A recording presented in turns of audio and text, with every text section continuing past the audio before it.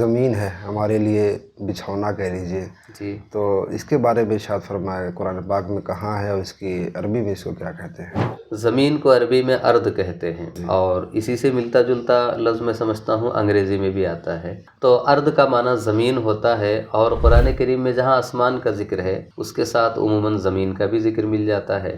الذی جعل لکم الارض فراشا، کہ اللہ وہ ہے کہ جس نے تمہارے لیے زمین کو بچھونا بنایا، وہ آیت آپ نے پڑھی ہے۔ اسی طریقے سے قرآن کریم میں جگہ جگہ پہ ارض کا لفظ آیا ہے۔ قرآن کریم میں بارش کا ذکر متعدد مقامات پر ہے۔ عربی میں بارش کو مطر کہتے ہیں۔ اس کے علاوہ عربی زبان میں بارش کے لیے غیث کا لفظ آتا ہے۔ اللہ تعالیٰ سورہ شورى کے اندر ارشاد فرماتا ہے کہ وَهُوَ الَّذِي يُنَزِّلُ الْغَيْثَ مِن بَعْدِ مَا قَنَطُوا وَيَنشُرُ رَحْمَتَهُ، کہ اللہ وہ ہے کہ لوگوں کے مایوس ہو جانے کے بعد، زمین میں خشکی پیدا ہو جانے کے بعد، قحط سالی کے بعد وہ بارش نازل فرماتا ہے۔ تو اس طریقے سے سورہ شورى کے اندر بارش کا ذکر ہے۔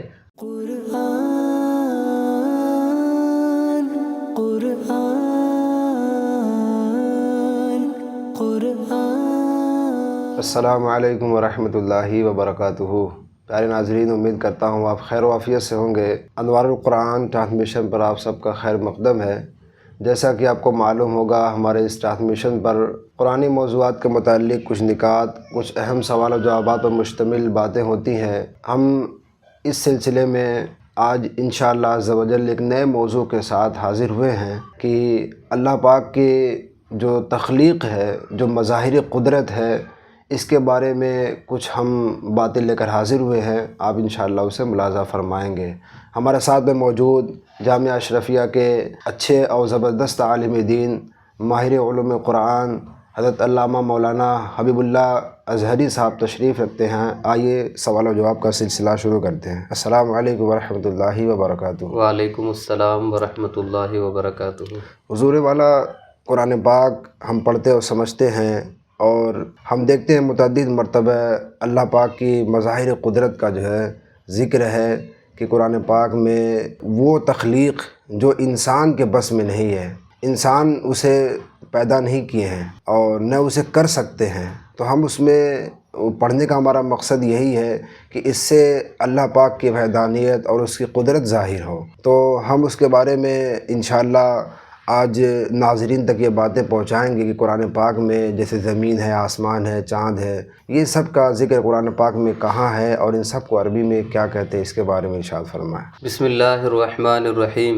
الحمد للہ رب العالمین، والصلاة والسلام علی سید الانبیاء والمرسلین وعلی آلہ وصحبہ اجمعین وبعد۔ آپ نے ماشاءاللہ بڑا اچھا موضوع آج کے لیے منتخب کیا ہے، مظاہر قدرت۔ مظاہر قدرت کے ذریعے سے اللہ وحدہ لا شریک کی وحدانیت، الوہیت اور اس کی لامتناہی قدرتوں پر استدلال ہوتا ہے۔ اسی لیے قرآن کریم میں جا بجا مظاہر قدرت کا ذکر آیا ہے۔ مظاہر قدرت میں جب ہم آسمان کی طرف نظر اٹھاتے ہیں تو سب سے پہلے جو ہمیں نظر آتی ہے جو چیز، وہ آسمان ہے۔ اللہ رب العزت کی یہ قدرتوں کا ایک عظیم مظہر ہے جس کو ہم آسمان کہتے ہیں۔ قرآن کریم میں جا بجا آسمان کا ذکر ہے۔ عربی زبان میں آسمان کو سما کہتے ہیں، تو قرآن کریم میں جا بجا سما کا ذکر ہے۔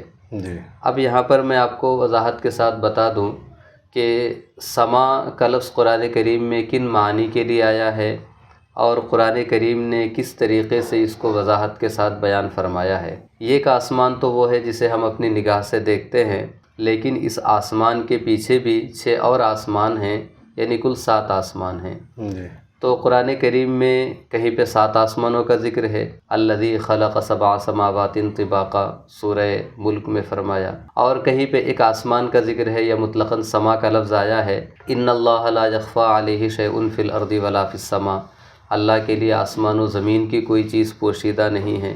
الذی جعل لکم الارض فراشا والسماء بناء، اللہ وہ ہے کہ جس نے تمہارے لیے بچھونا بنایا زمین کو، اور جس نے تمہارے لیے سائبان اور چھت بنایا آسمان کو۔ یہ سورہ بقرہ کی آیت ہے، ابتدائی حصے میں ہے۔ تو آسمان کا ذکر 2 طرح سے ہے، ایک تو 7 آسمانوں کا ذکر ہے، اور دوسرے مطلقاً آسمان کا ذکر ہے۔ اب اس کے بعد دیکھیے کہ لفظ سما جو ہے قرآن کریم میں 3 معنی کے لیے استعمال ہوا ہے، بلکہ یوں کہہ لیجئے کہ 4 معنی کے لیے استعمال ہوا ہے۔ سب سے پہلے آسمان کے لیے بھی سما کا لفظ آیا ہے۔ دوسرے جو ہمیں بارش ہوتی ہے وہ بادلوں سے ہوتی ہے، تو ان بادلوں کو بھی آسمان ہی کہا گیا ہے کہ آسمان سے بارش ہو رہی ہے، یعنی بادل سے بارش ہو رہی ہے۔ تیسرے جو بارش ہوتی ہے، چونکہ وہ بھی اوپر سے آتی ہے، آسمان سے آتی ہے، بادل سے آتی ہے، اسی لیے اس بارش کو بھی سما ہی کہا گیا ہے۔ اور اس کے علاوہ عربی میں کہتے ہیں کل ما علاک فہو سما، جو بھی آپ کے اوپر ہے وہ سما ہے، اس لیے کہ یہ سمو سے بنا ہے، سمو کا معنی بلندی، تو جو بھی آپ کے اوپر ہے وہ آسمان ہے۔ تو ہم اپنی نظر اٹھاتے ہیں تو سب سے پہلے جو چیز نظر آتی ہے وہ گھر کی چھت ہے۔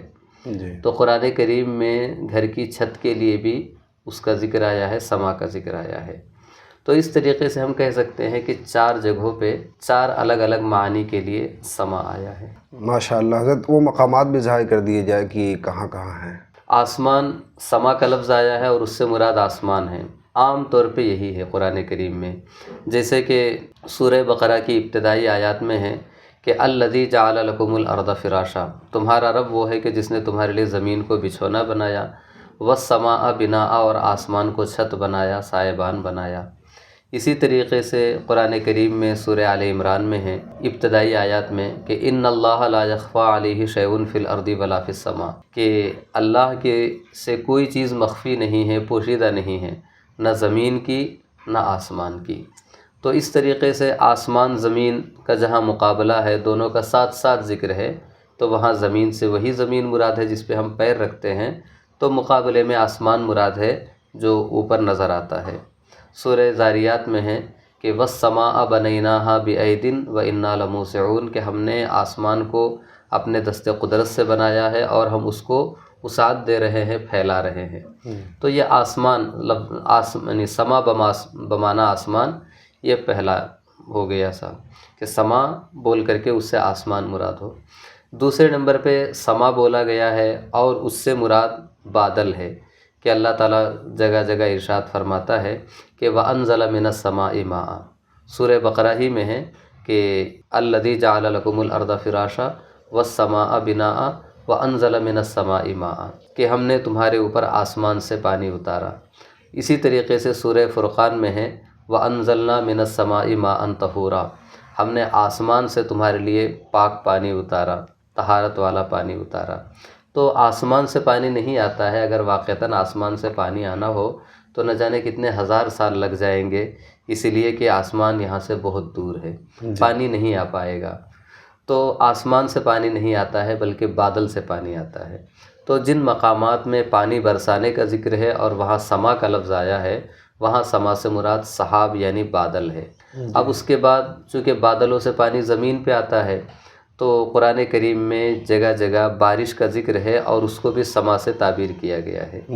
جیسے کہ سورہ نوح کے اندر ہے، اللہ تعالیٰ فرماتا ہے کہ حضرت نوح علیہ السلام نے اپنی قوم سے کہا کہ استغفروا ربکم انہ کان غفارا یرسل السماء علیکم مدرارا، کہ تم اپنے رب کے حضور استغفار کرو، اللہ بخشنے والا ہے اور وہ تمہارے اوپر خوب برسائے گا۔ یرسل السماء، وہ آسمان کو بھیجے گا، تو آسمان کو نہیں بھیجے گا، آسمان سے پانی کو بھیجے گا۔ تو اس طریقے سے یرسل السماء کا لفظ جو ہے قرآن کریم میں سورہ ہود کے اندر بھی ہے، سورہ انعام کے اندر بھی ہے کہ اللہ وہ ہے جو آسمان سے پانی بھیجتا ہے، تو وہاں پر یرسل السماء کا لفظ ہی آیا ہے۔ تو یہ 3 معنی ہو گئے کہ سما بمانا آسمان، سما بمانا بادل، سما بمانا بارش۔ اس کے علاوہ سورہ حج کے اندر ایک آیت ہے جس میں اللہ تعالیٰ ارشاد فرماتا ہے ان منافقوں سے کہ جو حضور صلی اللہ تعالیٰ علیہ وسلم کی ترقی اور جنگوں میں آپ کی فتح و نصرت کو دیکھ کر کے حسد میں جلے جاتے تھے، تو اللہ تعالیٰ فرماتا ہے ایسے لوگوں سے کہ من کان یظن ان لن ینصرہ اللہ فی الدنیا والآخرۃ فلیمدد بسبب الی السماء، کہ جو یہ چاہتا ہے، جو یہ گمان کرتا ہے کہ اللہ تعالیٰ اپنے محبوب کی مدد نہیں کرے گا، تو ان لوگوں کا کوئی علاج نہیں ہے سوائے اس کے کہ فلیمدد بسبب الی السماء، کہ وہ ایک رسی اپنے گھر کی چھت سے باندھ لے اور اسی پہ پھانسی پہ لٹک کے مر جائے۔ تو یہاں پر قرآن کریم میں فلیمدد بسبب الی السماء، کہ ایک رسی آسمان تک کھینچے، تو آسمان تک کوئی نہیں کھینچ سکتا، بلکہ یہاں پہ سبا بمانا سقف یعنی چھت مراد ہے۔ تو اس طریقے سے قرآن کریم میں سما کا ذکر ہے، اور کئی معنی کے لیے، آسمان کے لیے، بادل کے لیے، بارش کے لیے، گھر کی چھت کے لیے۔ ماشاءاللہ، سبحان اللہ۔ حضرت اسی طرح زمین ہے ہمارے لیے بچھونا کہہ لیجئے، جی، تو اس کے بارے میں ارشاد فرمائے قرآن پاک میں کہاں ہے، اور اس کی عربی میں اس کو کیا کہتے ہیں؟ جی، زمین کو عربی میں ارض کہتے ہیں، اور اسی سے ملتا جلتا لفظ میں سمجھتا ہوں انگریزی میں بھی آتا ہے۔ تو ارض کا معنی زمین ہوتا ہے، اور قرآن کریم میں جہاں آسمان کا ذکر ہے اس کے ساتھ عموماً زمین کا بھی ذکر مل جاتا ہے۔ الذی جعل لکم الارض فراشا، کہ اللہ وہ ہے کہ جس نے تمہارے لیے زمین کو بچھونا بنایا، وہ آیت آپ نے پڑھی ہے۔ اسی طریقے سے قرآن کریم میں جگہ جگہ پہ ارض کا لفظ آیا ہے اور زمین کا ذکر آیا ہے تفصیل کے ساتھ۔ ماشاءاللہ۔ اب اس کے بارے میں اب فرمائے کہ جیسے کہ آسمان میں چاند ہے، سورج ہے، اس کے بارے میں ارشاد فرمائے قرآن پاک میں کہاں ہے؟ جی، قرآن کریم میں سورج کا بھی ذکر ہے، اور قرآن کریم میں چاند کا بھی ذکر ہے، اور اسی سے متصل ستاروں کا بھی ذکر ہے۔ جی، چونکہ آسمان میں یہ تینوں بڑے عظیم مظاہر قدرت ہے، تو اللہ وحدہ لا شریک نے تینوں کا ساتھ ساتھ ذکر فرمایا، کہیں پہ چاند و سورج کا ذکر فرمایا۔ سورہ یاسین میں اللہ تعالیٰ ارشاد فرماتا ہے کہ وَالشَّمْسُ تَجْرِی لِمُسْتَقَرٍّ لَہَا ذَلِکَ تَقْدِیرُ الْعَزِیزِ الْعَلِیمِ وَالْقَمَرَ قَدَّرْنَاهُ مَنَازِلَ حَتَّىٰ عَادَ كَالْعُرْجُونِ الْقَدِیمِ۔ وَالشَّمْسُ تَجْرِی، کہ سورج دوڑ رہا ہے، تیزی کے ساتھ چل رہا ہے اپنے مستقر کی طرف، جہاں اسے پہنچنا ہے، جو اس کی منزل ہے، تو سورج اپنے مستقر کی طرف تیزی سے دوڑ رہا ہے۔ پھر آگے فرمایا وَالْقَمَرَ قَدَّرْنَاهُ، اور ہم نے چاند کے لیے بھی منزلیں مقرر کر رکھی ہے۔ تو یہاں پر قرآن کریم میں چاند اور سورج کا ایک ساتھ ذکر ہے۔ جی، اسی طریقے سے سورہ حج کے اندر جو آیت سجدہ ہے، تو اس میں اللہ تعالیٰ بیان فرماتا ہے کہ ہر چیز اللہ کو سجدہ کرتی ہے، جس میں چاند و سورج بھی ہے۔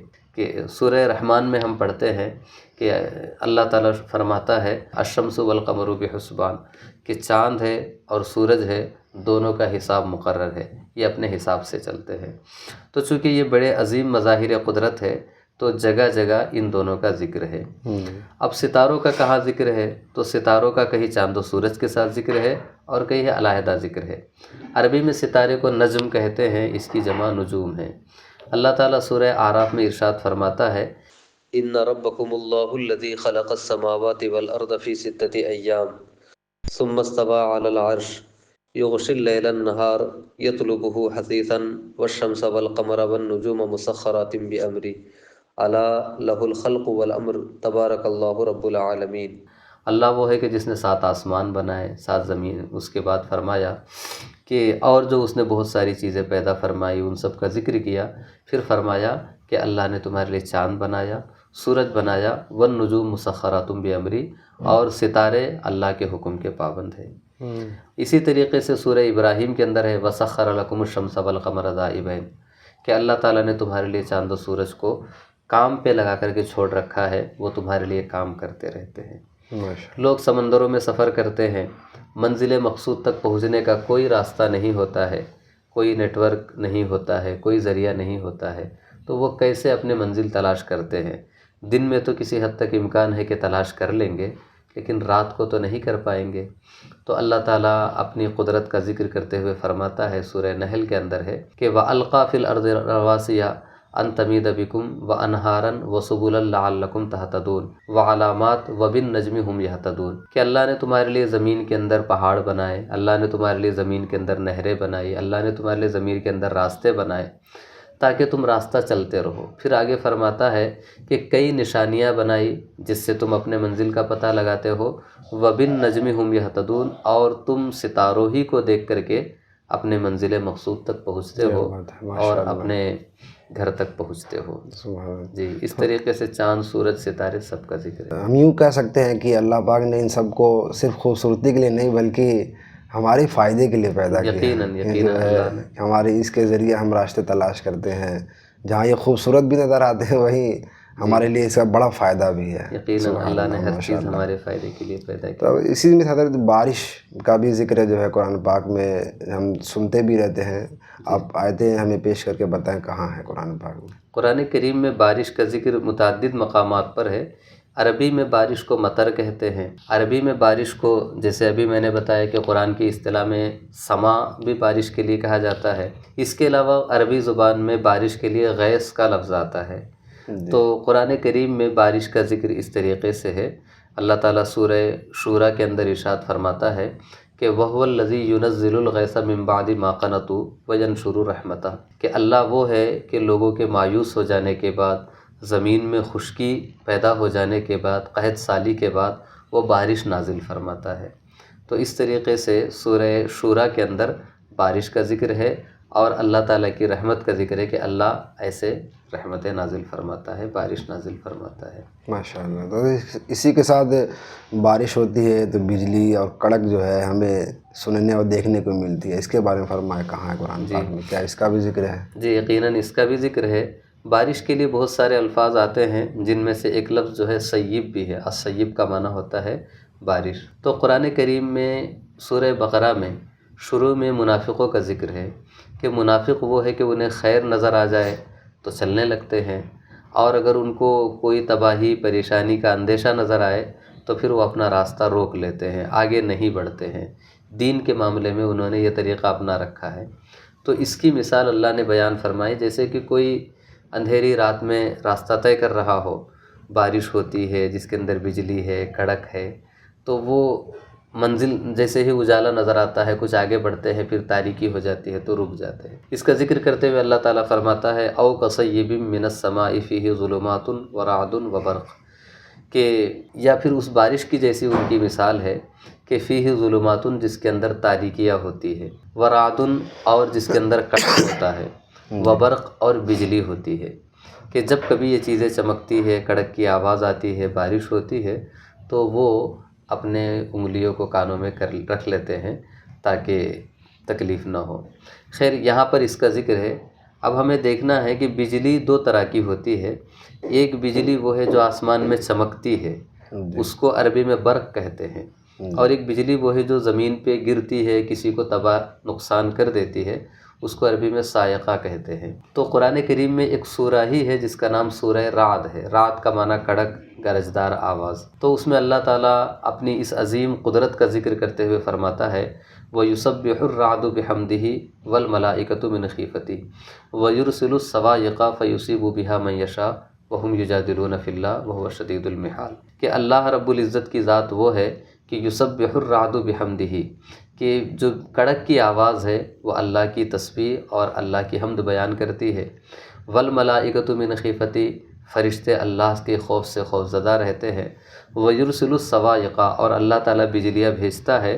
فَيُصِيبُ بِهَا مَن يَشَاءُ مِنْ عِبَادِهِ، تو وہ جس کو چاہتا ہے اس بجلی سے میں مبتلا کر دیتا ہے، بجلی کی تکلیف سے اسے دوچار کر دیتا ہے۔ تو اس سورہ رات کے اندر بجلی کا ذکر ہے، اور اس بجلی کا بھی ذکر ہے جو لوگوں کو پہنچتی ہے، یا یوں کہہ لیجیے کہ کڑک کا ذکر ہے، گرجنے کا ذکر ہے، اور اس کے بعد بجلی کا ذکر ہے۔ اب ہم آتے ہیں انہی مظاہر قدرت میں ایک ایسی چیز ہے کہ اگر اسے روک دیا جائے تو انسان کے لیے جینا مشکل ہے، جسے ہم ہوا کہتے ہیں، کہ یہ ہمارے لیے آکسیجن ہے، اگرچہ میں دکھتی نہیں ہے مگر ہماری یہ حیات ہے، ہماری زندگی ہے۔ اس کے بارے میں فرمایا کہ اس کا ذکر کہاں ہے قرآن پاک میں؟ جی قرآن کریم میں ہوا کا ذکر ہے، چونکہ ہوا بہت ضروری ہے جیسے آپ نے بتایا ہے، تو اس کا تعلق، اس کا ذکر بھی بطور خاص بارش کے ساتھ ہے، اس لیے کہ یہ بارش سے پہلے ہوا چلتی ہے اور کثرت کے ساتھ چلتی ہے، لوگ اس کو اچھی طرح محسوس کرتے ہیں۔ تو گویا کہ ہوا چلتی ہے تو بادل حرکت میں آتے ہیں، جب بادل حرکت میں آتے ہیں تو اس مقام تک پہنچتے ہیں جہاں پہ بارش برسنا ہوتا ہے۔ تو ہواؤں کا ذکر بادلوں کے ساتھ، بارش کے ساتھ قرآن کریم میں کثرت کے ساتھ آیا ہے کہ وَهُوَ الَّذِي يُرْسِلُ الرِّيَاحَ بُشْرًا بَيْنَ يَدَيْ رَحْمَتِهِ، اللہ وہ ہے جو ہواؤں کو بھیجتا ہے۔ بُشْرًا بَيْنَ يَدَيْ رَحْمَتِهِ، یہاں رحمت سے مراد بارش ہے، یقیناً بارش اللہ کی رحمت ہے۔ تو فرمایا کہ اپنی رحمت کی خوشخبری سنانے کے لیے وہ ہواؤں کو بھیجتا ہے۔ اسی طریقے سے سورہ روم میں اللہ تعالیٰ ارشاد فرماتا ہے اللہ الذی یرسل الریاح فتصیر سحابا فیبسطہ فی السماء کیف یشاء ویجعلہ کسفا فتری الودق یخرج من خلالہ، کہ اللہ وہ ہے جو ہواؤں کو چلاتا ہے، یرسل الریاح، تو وہ ہواؤں کو چلاتا ہے، اس کے بعد ہوائیں، یسجی سحابا، وہ بادلوں کو اکٹھا کر دیتی ہے، اس کے بعد اسی سے جو ہے بارش برستی ہے۔ تو یہ مضمون سورہ نور کے اندر بھی ہے، جی اور یہی مضمون جو ہے تو سورہ روم کے اندر بھی ہے۔ جی جی ماشاء اللہ سبحان اللہ۔ تو پیارے ناظرین، آپ نے دیکھا کہ ہمارے آج کے سلسلے میں کہ مظاہر قدرت کہ جن کو دیکھنے کے بعد ہمیں یہ یقین ہو جاتا ہے کہ ہاں یہ انسانی تخلیق نہیں ہے اس کو کوئی بنانے والا، جسے ہم اللہ پاک، جس کو ہم وحدہ لا شریک، جس کا کوئی شریک نہیں، وہ اکیلا ہے، تنہا ہے، اس نے ساری جو ہے ایسی چیزوں کو پیدا کیا جو انسانی تخلیق کے بس میں نہیں ہے۔ تو ہمیں یہ اس سے سمجھ میں آتا ہے کہ یقیناً وہ ذات ایسی ہے کہ اس کی عبادت کی جائے، اس کی بندگی کی جائے، کہ اس نے ہمارے ڈھیر سارے احسانات، ہمیں پیدا کیا تو اس کے ساتھ ہمیں اتنی فیسلٹی دی، اس کی تخلیق کے سائے میں رہ کر ہم زندگی گزارے، اس کی بندگی کریں۔ اللہ پاک سے دعا ہے کہ ہمیں قرآن پڑھنے اور سمجھنے کی توفیق عطا فرمائے۔ اگلے سلسلے میں انشاءاللہ ہم اسی کے حوالے سے اس کے دوسرے ایپیسوڈ کے ساتھ حاضر ہوں گے۔ تب تک کے لیے ہمیں اجازت دیجیے۔ السلام علیکم ورحمۃ اللہ وبرکاتہ۔